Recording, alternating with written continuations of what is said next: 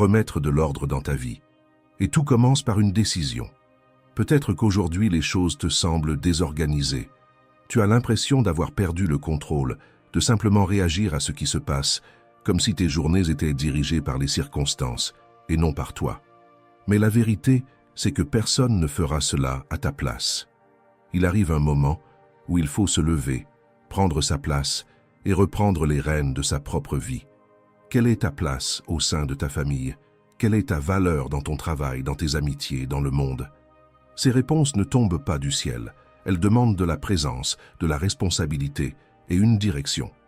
Remettre de l'ordre dans sa vie va bien au-delà d'être organisé. C'est avant tout un acte de courage. C'est assumer, en toute conscience, qui tu es et ce que tu es venu accomplir ici. Et cela demande de l'intention. Cela demande de la concentration, de la discipline et l'utilisation des bons moyens pour construire peu à peu une vie pleine de sens. Dans cette vidéo, je vais te montrer 8 stratégies stoïciennes qui peuvent t'aider à remettre de l'ordre dans ta vie et à vivre avec plus de sens. Chacune de ces stratégies fonctionne de manière indépendante, mais lorsque tu comprends la valeur de chacune et que tu les appliques ensemble, l'impact est réel et profond.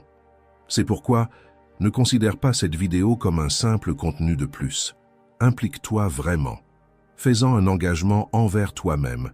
Et si tu veux faire le premier pas maintenant, écris dans les commentaires « Aujourd'hui, je remets de l'ordre dans ma vie comme un stoïcien ». Cette phrase est plus qu'un commentaire.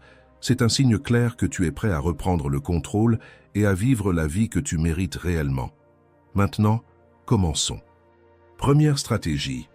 Ne laisse pas l'énergie stagnante. Pense à la sensation d'ouvrir une armoire complètement pleine, remplie de vêtements que tu ne portes même plus. Rien qu'en regardant, on a déjà cette impression de désordre, de confusion, comme si même ton esprit devenait brouillé face à cela. Maintenant, imagine le contraire.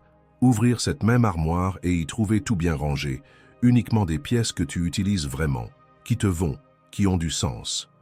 La différence est presque physique. Tu ressens le soulagement, la légèreté, la clarté. Le problème d'accumuler trop de choses, ce n'est pas seulement le manque de place, c'est le poids mental que cette accumulation provoque.